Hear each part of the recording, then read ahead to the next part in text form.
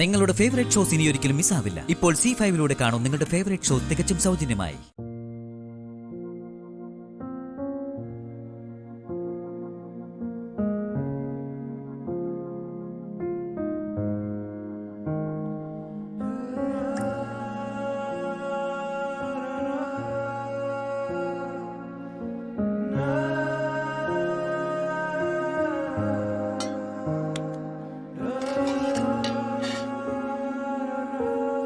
ദേവി,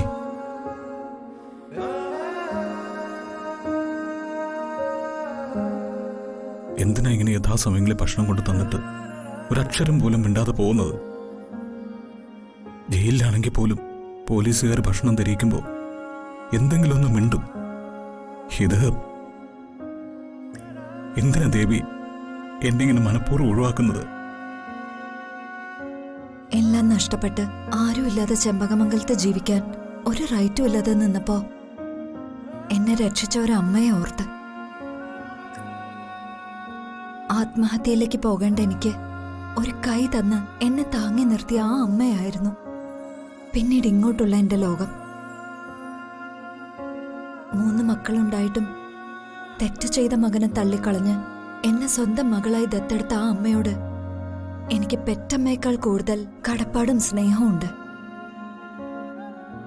ആ അമ്മയുടെ ആഗ്രഹങ്ങൾക്കനുസരിച്ച് ഞാൻ ജീവിക്കൂ. അതിലിനി മാറ്റമില്ല. എന്റെ അമ്മയ്ക്ക് ഇഷ്ടമല്ലാത്ത ഒന്നും ഞാൻ ഈ ജീവിതത്തിൽ ചെയ്യില്ല. അമ്മയെ ധിക്കരിക്കണമെന്ന് ഞാൻ പറഞ്ഞില്ല. എനിക്ക് പറയാനുള്ളതൊന്ന് കേട്ടുകൂടെ? പുതിയതായിട്ട് എന്ത് കേൾക്കാനാ ജയേട്ടാ? ചെയ്ത തെറ്റുകൾ തിരുത്താനും മാപ്പ് പറയാൻ ഒരു അവസരം എനിക്ക് തന്നൂടെ ദേവി? കഴിഞ്ഞതൊക്കെ തിരുത്താനും മാനസാന്തരപ്പെട്ട് ജീവിക്കാനും നമ്മള് പുണ്യജന്മങ്ങളല്ലല്ലോ ജയേട്ടാ, പച്ച മനുഷ്യരല്ലേ.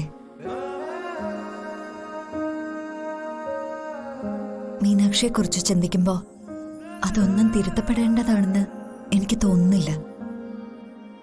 ഇതൊക്കെ ദൈവത്തിന്റെ തീരുമാനങ്ങളാ. അതിനുള്ള ഉത്തരവാ എന്റെ മകൾ മീനാക്ഷി. എന്റെ സങ്കടങ്ങളൊന്നും ഷെയർ ചെയ്യാൻ? അത്തരം സങ്കടങ്ങളൊക്കെ മനുഷ്യരുടെ കൂടെപ്പിറപ്പ ജയേട്ടാ. അവരവരുടെ സങ്കടങ്ങള് അവരവര് തന്നെ സഹിക്കുക, അതേ വഴിയുള്ളൂ. ഒരു ചെറു പുഞ്ചിരിയിൽ തീരാവുന്ന പരിഭവമാണ് പലതും.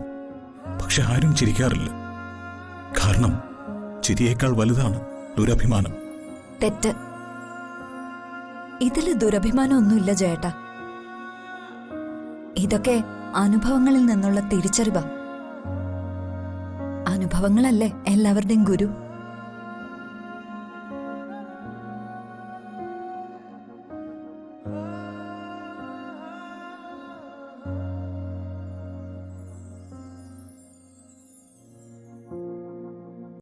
ഡൗൺലോഡ് ചെയ്യൂ C5 ആപ്പ്. കാണൂ എല്ലാ എപ്പിസോഡുകളും സൗജന്യമായി.